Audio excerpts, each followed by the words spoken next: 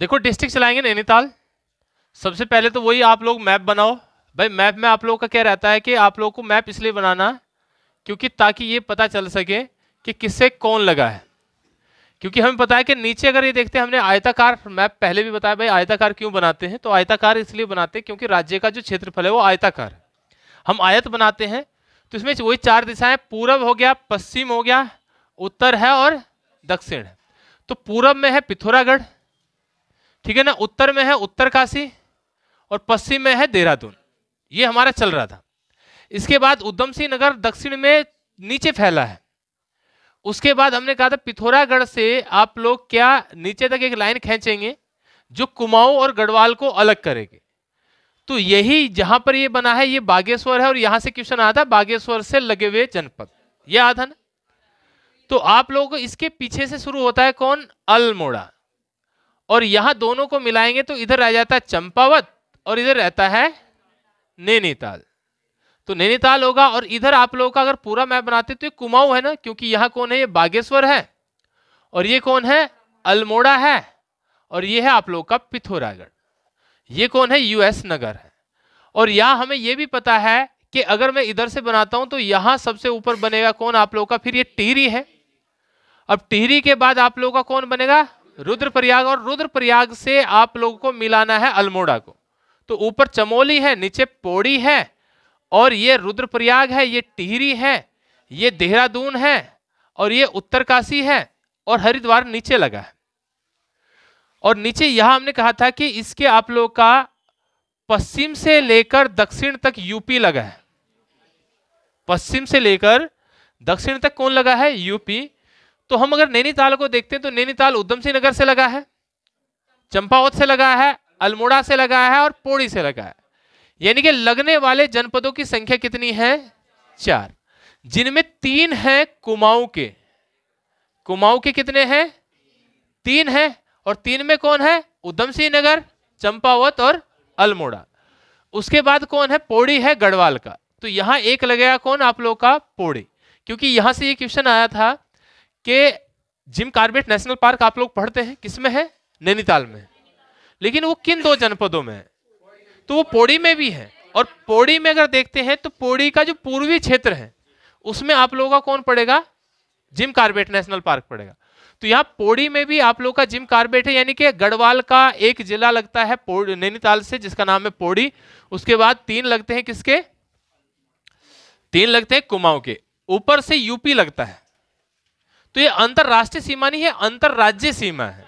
क्योंकि अगर ये पूछता है नैनीताल को कौन सी अंतरराज्यीय सीमा स्पर्श करती है तो किसकी होगी, यूपी की। बात समझ आई।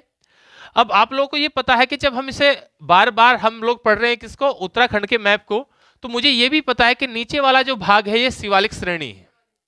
तो नैनीताल किस में आता है, शिवालिक श्रेणी में, ठीक है ना। अगर पूछता है किस पर्वतमाला में है तो नैनीताल आएगा आप लोग का शिवालिक श्रेणी। और हम लोग आज इसे इसलिए जानते हैं क्योंकि आप लोग का जो हाई कोर्ट है वो भी नैनीताल है, ठीक है ना। और झील तालों के लिए जाना जाता है, ठीक है ना।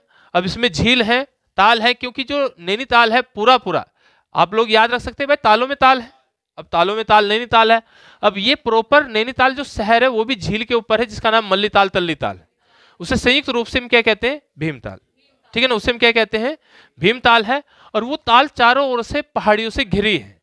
अब यहां से ये भी आता है कि जो नैनीताल है वो कितनी पहाड़ियों से घिरी है।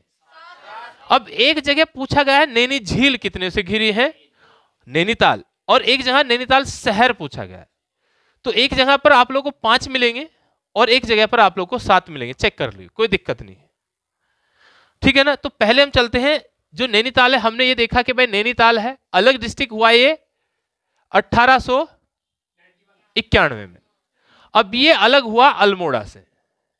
ये किससे हुआ, अल्मोड़ा से अलग हुआ। यानी कि अगर हम कहते हैं जिले के रूप में कब बना तो 1891 है। और 1891 में कितने जनपद बने थे, 2। कौन से हैं, एक अल्मोड़ा और एक नैनीताल। हालांकि देखो पहले अल्मोड़ा ही था, पहले अल्मोड़ा था, लेकिन अल्मोड़ा को जब जिले का दर्जा दिया गया तो तब इसे आप लोग का अल्मोड़ा भी 1891 कहा और नैनीताल भी 1891 का है। तो 1891 में आप लोग का जिला बनेगा नैनीताल। किससे अलग होगा, अल्मोड़ा से। हालांकि वहां अगर हम देख रहे हैं तो कुमाऊं कमिश्नरी के अधीन था, भाई ये क्षेत्र जो था ये कुमाऊं कमिश्नरी में चल रहा था ना, तो ये कुमाऊं कमिश्नरी के अधीन जिला बना था 1891 में अल्मोड़ा। लेकिन नैनीताल जो शहर है इसकी खोज कैसे हुई? तो खोज में आप लोगों ने पढ़ा है कितना, पी बैरन ने की ना, कब की? हाँ जी, 1841 में पी बैरम द्वारा नैनीताल की खोज की गई थी। लेकिन ये जो पी बैरम है ये कौन है? ये एक व्यापारी कह सकते हैं, ठीक है ना। तो ये कौन है? ये एक व्यापारी हैं, और व्यापारी कहां के थे? शाहजहांपुर के। अब शाहजहांपुर पड़ता है आप लोगों का कहां पर? यूपी में। तो ये यूपी से शाहजहांपुर से घूमने के मतलब व्यापार करने के लिए आए थे। तो ये वहां पर पहुंचे, इन्होंने देखा, ताल को देखा, तो इन्होंने कहा ये नैनीताल है। तो खोज करने का श्रेय आता है 1841 में पी बैरम को। लेकिन उस समय ये जो क्षेत्र था नैनीताल वाला, ये एक थोकदार था जिनका नाम था नूर सिंह। तो उनका नाम क्या था? नूर सिंह था। तो ये इनसे पहले नूर सिंह के अधीन था। आप लोगों से डायरेक्टली ये पूछा जाता है कि जब नैनीताल की खोज हुई, ये नैनीताल का पहला जो थोकदार था वो कौन था? थोकदार किसे कहते हैं? थोकदार। देखो हमारे यहाँ जब चंद्र राजवंश चल रहा था, तो चंद्र राजवंश में एक भूमि को पैमाने करने के लिए एक शब्द दिए गए थे, थोकदार होते थे। थोकदार, धातवान, खायकर, केनी, तो ये होते थे। थोकदार का मतलब होता है जो अधीनस्थ काम करते थे राजा के। तो ऐसा क्षेत्र दे दिया जाता था, राजा अपनी मर्जी से एक क्षेत्र दे देता था जिस पर राजा के जो प्रतिनिधि थे वो शासन करते थे, उन्हें थोकदार कहते थे। जो जमीन के मालिक होते थे वास्तविक, वो होते थे कौन? धातवान, उन्हें कहते थे धातवान।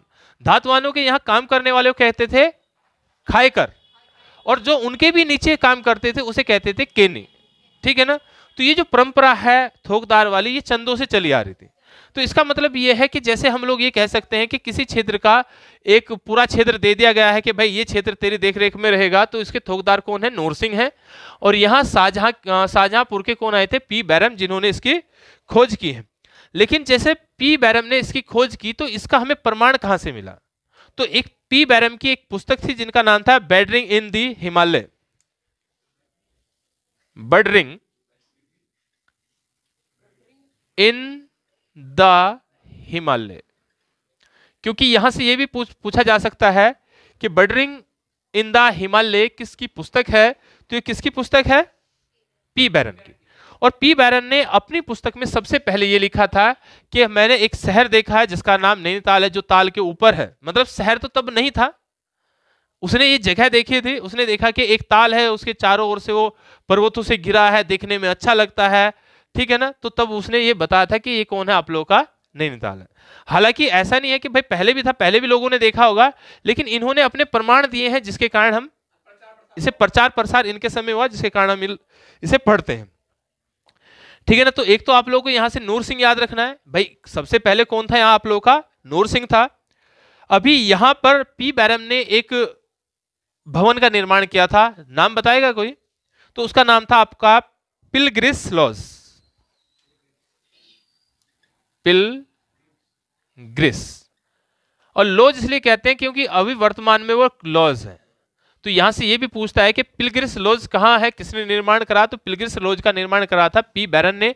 और पी बैरन आए थे 1841 में, क्योंकि यहां से अगर घुमा के पर्सन पूछता है तो ये पूछ लेगा पी बैरन नैनीताल कब पहुंचे? तो नैनीताल कब पहुंचे? 1841। यहां तक समझ रहेगा। तो इसके बारे में आप लोग को तीन चीजें याद रखनी है। पी बैरन के शाहजहांपुर का व्यापारी था, इनके समय नूर सिंह थोकदार था, ठीक है ना। इनकी पुस्तक थी बर्डरिंग इन दी हिमालय, जिसमें इन्होंने नैनीताल के बारे में लिखा था, ठीक है ना। इन्होंने एक लॉज बनाई थी जिसका नाम था पिलग्रिस लॉज था, ठीक है ना। अब फिर ये भी आता है कि हालांकि जब कह रहे थे ना कि प्रचार प्रसार कह रहे थे, तो सबसे पहले जो इसके बारे में खबर छपी थी वो छपी थी आप लोगों की 24 नवंबर 1841 को ही। लेकिन यहां पर नवंबर है, ध्यान देंगे 24 नवंबर। अब 1841 तो जू का तू है, क्योंकि ये पूछता है कि सबसे पहले नैनीताल के बारे में जो खबर छपी थी कि भाई एक जगह है इस तरह की, वो कहां पर है? वो मतलब पहाड़ों के बीच में एक ऐसी जगह है, तो वो छपी थी 24 नवंबर 1841। क्योंकि प्रॉपर अगर रहता है, और इसे छापने वाला था कौन आप लोग का? कलकत्ता का एक अंग्रेजी अखबार था, क्योंकि अंग्रेजों का शासनकाल चल रहा था, तो उसने अंग्रेजी अखबार में सबसे पहले खबर छपी थी, ठीक है जी। लेकिन अब बात करते हैं, ये नैनीताल हुआ, उसने ताल को देखा और ताल में क्या देखा उसने? नमस्कार जी, 2 मिनट बैठो आगे, ठीक है। तो उसने देखा कि भाई यहां पर क्या है आप लोगों का, एक ताल है, ताल के किनारे क्या है आप लोगों का इस तरह का एक बसासत नहीं थी, नहीं, क्योंकि उसने तो पहले वहां ताल देखा ना, ताल देखा, ताल देखने के बाद उसने अपना जिक्र कर दिया, क्योंकि यहां जो बसासत है तो वहां मोतीलाल शाह एक व्यक्ति थे जिनका नाम है मोती लाल शाह, नेहरू नहीं है, ठीक है ना, क्योंकि यहां से पूछा है नैनीताल बसाने की जिम्मेदारी किसे दी गई, तो ये वो व्यक्ति थे जिन्हें नैनीताल बसाने की जिम्मेदारी दी गई है, इनका नाम है मोतीलाल शाह। और इन्होंने सबसे पहले वहां एक मंदिर बनवाया जिसका नाम है नैना मंदिर। हाँ, यहां पर क्या है आप लोगों का नैना देवी मंदिर है, क्योंकि आप लोगों से ये पूछेगा कि नैनीताल को बसाने की जिम्मेदारी किसको दी गई, तो वो कौन है आप लोगों का मोतीलाल है। लेकिन बसाने की जिम्मेदारी कब दी, बसाना शुरू कब से किया, तो इसकी खोज के 1 साल बाद। अब खोज हुई है 41 में, तो बसाने की जिम्मेदारी मिली 1842 में, तो नैनीताल को बसाने की जिम्मेदारी जो मिली है वो 1842 में मिली है, ठीक है। अब फिर यहां वो रहता है कि भाई ये शहर बसाएगा। अब भौगोलिक में आप लोग इसे अगर देखेंगे तो भौगोलिक क्षेत्रफल से नाशपत्ती के आकार का दिखाई देता है, ठीक है ना। तो आप लोगों से ये भी पूछ सकता है कि नैनीताल देखने में कैसा है, तो नैनीताल देखने में कैसा होगा, नाशपत्ती के आकार का है, क्योंकि भौगोलिक स्वरूप अगर पूछता है तो कंडीशन है। इसके बाद आप लोग यहां ध्यान रखेंगे कि जो नैनीताल बसाया गया है, किसने बसाया, मोतीलाल शाह ने। किस झील के किनारे बसाया, तो उसका नाम अभी भीमताल है, और वहीं पर आप लोग का नैनी झील भी कहते थे, नैनी झील वही है। तो नैना मंदिर भी जो है, नैना देवी का जो मंदिर है वो उसके निकट ही है। तो भीमताल पर आप लोग का कौन बसा हुआ है, नैनीताल। आप लोग ऐसे आ रखे, और भीमताल को तल्लीताल और मल्लीताल कहते हैं, क्योंकि तल्लीताल मतलब तले वाला क्षेत्र, यानी कि नीचे वाला क्षेत्र। तो जो नीचे का क्षेत्र है उसे तल्लीताल कहते हैं, जो ऊपर वाला क्षेत्र है उसे क्या कहते हैं, मल्लीताल कहते हैं। क्योंकि भीमताल पर कौन बसा है, नैनीताल। भीमताल कितने भागों में बटा है, तो 2 भागों में बटा है, एक का नाम है तल्लीताल और एक का नाम है मल्लीताल। अब यहां से क्वेश्चन आया हुआ, जैसे कि हम बात कर रहे थे कि हमारे राज्य का जो हाई कोर्ट है वो कहां है, आप लोग का नैनीताल है। अब नैनीताल में अगर वो पूछता है किस ताल पर है, तो आप लोगों को ध्यान रखना है वो तल्लीताल पर है। हालांकि ये टोटल संयुक्त रूप से हमसे क्या कहते हैं, भीमताल है।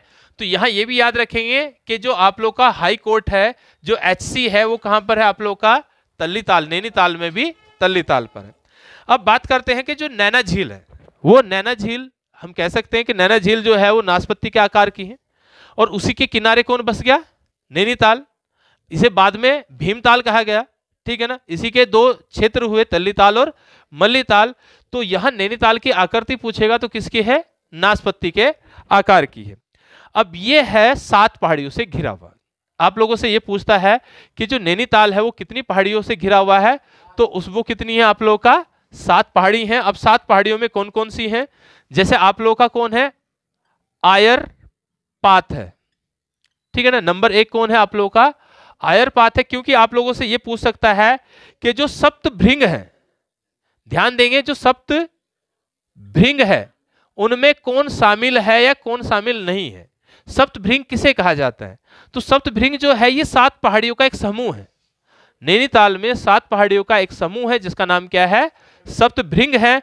और सप्तभृंग में सबसे पहले आपका कौन आता है, आयरपात आता है। उसके बाद में नंबर 2 आप लोग का रहता है देवपात रहता है। उसके बाद नंबर 3 नैना पीक लिख दो, या हाड़ी गाड़ी, यहां कौन है, हाड़ी गाड़ी है। उसके बाद है आप लोग का चाइना पीक है, लेकिन चाइना पीक को याद रखेंगे, चाइना पीक नैनीताल की सबसे ऊंची चोटी है। तो यहां कौन है, चाइना पीक है। और उसके बाद नंबर 5 में आप लोगों का आएगा स्नो व्यू, ठीक है ना। नंबर 6 है आप लोगों का आलम सरिया कांडा और शेर का टांडा, आलम सरिया कांडा। और नंबर 7 है शेर का टांडा, डांडा। हो गया ना। अभी देखो आप लोग कह रहे थे ना कि इसमें कौन सी, वो बता रहे थे पहाड़ी नहीं, उससे अलग वो जो बता रहा था। तो देखो वो तो नहीं है ना, यहाँ नैना पिक तो नहीं है ना, कहीं भी नैना पिक का नाम नहीं दिया गया है। और इसमें ये 7 पहाड़ी रहती है, जिसमें आयरपात है, देवपात है, हाड़ी गाड़ी है, चाइना पिक है, और आप लोगों का सनवयू है, उसके बाद आलम सरिया कांडा है, और शेर का टांडा है। अब इन 7 पहाड़ियों को मिला के कहते हैं सप्तभृंग कहते हैं, ठीक है ना। क्योंकि आप लोगों से पूछ सकता है कि सप्तभृंग में कौन सी शामिल है, कौन सी शामिल नहीं है, ठीक है ना। अब इसके बाद आप लोग का आता है कि देखो इसे सरोवर नगरी कहते हैं, क्योंकि ताल के ऊपर बसा है, और ताल को हम कहते हैं सरोवर, तो इसीलिए हम लोग इसे क्या कहते हैं, सरोवर नगरी भी कहते हैं, या झीलों की नगरी भी कहते हैं। तो नैनीताल का नाम जो होगा आप लोगों का सरोवर नगरी रहेगा, झीलों की नगरी भी कह सकते हैं, कोई दिक्कत है, ठीक है ना। चलो जी, नहीं जैसे हाँ आया हुआ शब्द है, भांडा का मतलब वैसे भवन होते थे, ठीक है ना, बस ऐसे ही याद रख लो। अभी टांडा ऊंची जगह होती है, टांडा हमारे यहाँ भी चलता है ना, टांडी टांडा, टांडा होता है जो अपने क्षेत्र से ऊंचा हो। टांडा गांव, मैंने ये कहा ना, आप लोग याद रखो, टांडा का मतलब होता है जो ऊंची जगह होती है, जैसे पठार कह सकते हैं, ठीक है ना, लेकिन ये पठार नहीं होते, बस ये कह सकते हैं कि समतल क्षेत्र में जो ऊंची जगह होती है उन्हें हम क्या कहते हैं, टांडा कहते हैं, ठीक है ना। चलो अभी देखो यहां से ही क्वेश्चन आया हुआ है कि मंदिर कौन सा है, नैना देवी है। मंदिर कौन सा है, नैना देवी है, नैनीताल है। अभी दोनों बात कर रहे पीछे वाले। अब ये बताओ कि आप लोग का जो नैना झील है उसके पश्चिम में कौन सी पर्वतमाला है, बताओ। हाँ, जो नैना झील है उसके पश्चिम में पर्वतमाला का नाम बताना। ऑप्शन ये रहे, ऑप्शन भी लिखे हैं, ऑप्शन चाहिए तो ऑप्शन है, बताओ। तब से बात करने में लगे, जबकि वो इन 7 में नैना पीक भी बता रहा था। अब नैना पीक मैंने वहां नहीं लिखी,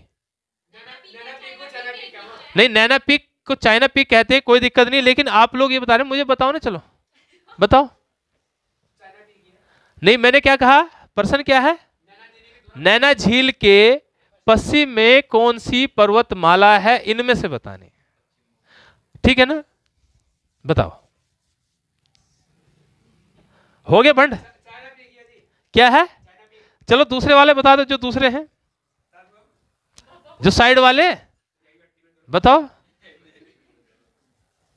चलो देखो, या हमने कहा था ना कि भाई नैनीताल है, जो ताल है उसका नाम क्या है, यहाँ एक मंदिर है नैना देवी का, इसलिए यहाँ हम इसे नैना झील भी कहते हैं ना। अब जो नैना झील है, इस ये 2 पहाड़ी इससे घिरी हुई है, एक का नाम है देवपाल, देवपात, दूसरी का नाम है आप लोगों का आयरपात, ठीक है ना। एक आयरपात है और एक आप लोग का देवपात है। लेकिन यहां से अगर ये पूछता है कि पश्चिम में कौन है और दक्षिण में कौन है, तो इसके पश्चिम में तो है आप लोगों की देवपात। तो ये आप लोग याद रखेंगे कि नैना झील के पश्चिम में जो आप लोग की पर्वतमाला है उसका नाम है देवपात, और जो दक्षिण में है उसका नाम कौन है, आयरपात है, ठीक है ना। तो पश्चिम में कौन है, देवपात है, और आप लोगों का दक्षिण में कौन है, आयरपात है। और यहां पर देखो, यहां की जो मिट्टी है भीमताल में, उसका नाम क्या है, टर्सरी मिट्टी है। तो जो मिट्टी है वो टर्सरी है, चाय के लिए उपयुक्त कही जाती है, ठीक है ना। और चाय के लिए उपयुक्त कही जाती है। यहां पर एक और प्रश्न बनता है कि जो उसका मैदानी भाग है उसे क्या कहते हैं। यानी नैनीताल में वैसे तो पहाड़ियों से गिरा है, नैनीताल में जो मैदानी भाग है, क्योंकि इसके उत्तर में मैदान है हल्का सा, अब उस मैदान को क्या कहते हैं, उसे कहते हैं प्लेटस। हाँ, नैना झील के उत्तर में मैदान है और उस मैदान को क्या कहा जाता है, प्लेटस कहा जाता है। तो नैना झील में आप लोग 2 चीज याद रखेंगे, नैना झील है, नैना झील इसलिए कहा गया है क्योंकि यह माना जाता है कि जब भगवान शिव माता सती को लेकर जा रहे थे तो उनकी एक आंख वहां गिर गई थी, जिसके कारण वहां पर एक नैन के आकार की झील बनी, और नैन के आकार की झील बनने के कारण वहां पर जो मंदिर बनाया गया उसका नाम रखा गया नैना देवी का। और ये झील है नैन के आकार की, आंख के आकार की है, और इसके उत्तर में मैदान है जिसके कहते हैं प्लेटस, और इसके पश्चिम में देवपात नाम की पहाड़ी है, इसके दक्षिण में आयरपात नाम की पहाड़ी है, ठीक है ना, यहां तक रहेगा। हाँ जी, अभी देखो वो मरने के बाद ले जा रहे थे, उसमें ये दिखाया गया ना कि जो शिव के जो ससुर थे उनका नाम क्या था, दक्ष था। कनखल में आप लोग जाते हैं तो वहां सती कुंड है, तो तो वहां ये बताया गया है कि जो भगवान शिव है वो सड़भंग रहते हैं, कि भाई उन्होंने जो दक्ष थे उन्होंने शिव को नहीं बुलाया था, आमंत्रण नहीं दिया था, जिसके कारण उनका जो हवन है वो क्या करने के लिए, भाई हवन रुक जाए या विदूषित हो जाए, कुछ ऐसा कह सकते हैं। तो उसके लिए क्या हो गया, सती उसमें कूद गई थी ऐसा माना जाता है। और उसके बाद में सती जब मर जाती है तो भगवान शिव लेके उन्हें हिमालय चले जाते हैं। अब उनके वियोग में घूमते रहते, कहीं इधर कभी उधर, ठीक है ना। अब वहां ये दिखाया गया कि जहां पर भी उनका जो भी अंग गिरा वहीं पर एक देवी का मंदिर है, ठीक है ना, जिन्हें हम 52 पीठ कहते हैं। तो ऐसा वहां दिखाया गया है, ठीक है ना। तो यहां बस हमें याद रखना है कि नैन के आकार की, आंखों के आकार की ये झील रहेगी। हालांकि देखो जो नगर निगम के रूप में ये आया तो 1850 में नैनीताल को नगर निगम के रूप में रखा गया। तो आप लोगों से ये पूछता है कि नैनीताल नगर निगम कब बना है, तो 1850 में नगर निगम के रूप में बनाया गया है, बसाया गया सॉरी। और मुख्यालय कब बनेगा, जब ये जिला बनेगा। तो मुख्यालय बनेगा नैनीताल का 1891, क्योंकि हमने ये याद रखा था कि भाई 1891 में ये किससे अलग होके बना है, तो अल्मोड़ा से अलग होके बना है आप लोगों का नैनीताल बना है।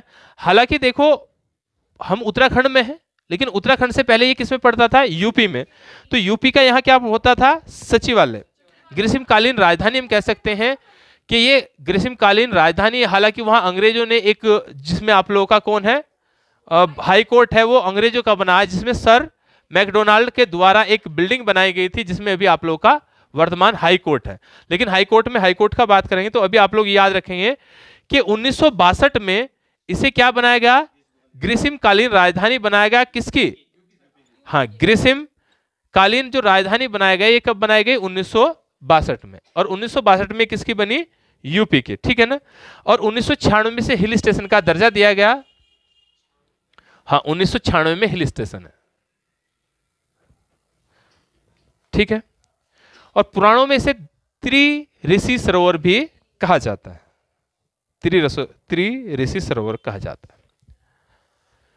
अब देखो ये था इसका भौगोलिक स्वरूप, कैसे बसा, कैसे ये हुआ। अब इसके बाद में इसके प्रमुख स्थल रहेंगे नैनीताल जिले के, ठीक है ना। इसके प्रमुख जलप्रपात रहेंगे।